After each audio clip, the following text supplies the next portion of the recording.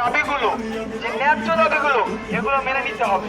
এখানে কোনো প্রতিষ্ঠানের কোনো শিক্ষক বা কোন রকম যদি কেউ কোনো দলীয় সম্পৃক্ত থাকে বা ছাত্রদের উদ্দেশ্য এই যে স্বৈরাচারী শাসন যারা কায়েম করতে চায়, এগুলো মেনে নেওয়া হবে না।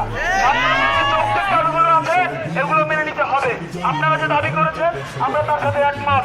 এই শিক্ষক আজকে দেখা যায় যখন ছাত্ররা বলে ছাত্র আন্দোলনের সাথে তিনি বলেছেন কেউ ছাত্র আন্দোলনে যেতে পারবেন না, আপনারা সেগুলো প্রতিহত করে আপনার ছাত্র আন্দোলনে গিয়েছেন।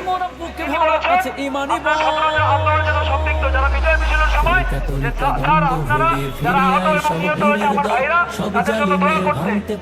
এই শিক্ষক তিনি দোয়া বলছে কিসের দোয়া? এরকম শিক্ষক একটা প্রতিষ্ঠানে থাকুক।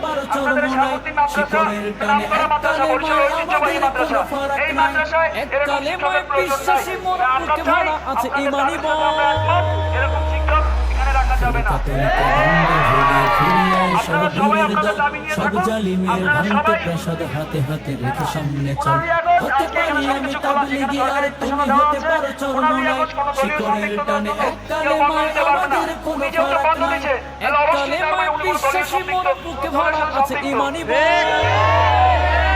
কোনো দলের চালানে এই প্রতিষ্ঠানে জায়গা পাবে না। ছাত্রদের দাবি প্রথম এবং প্রধান দাবি। তাই আমরা আপনাদের উদ্দেশ্যে একটাই কথা বলবো, আপনাদের যে কোনো সহযোগিতার জন্য আমরা সবসময় আছি, আপনাদের পাশে আমরা আছি। যে কোনো প্রয়োজনে আপনাদের ন্যায্য দাবির জন্য আমরা লড়াই করছি, করবো, ইনশাআল্লাহ। আছে ইমানি বল।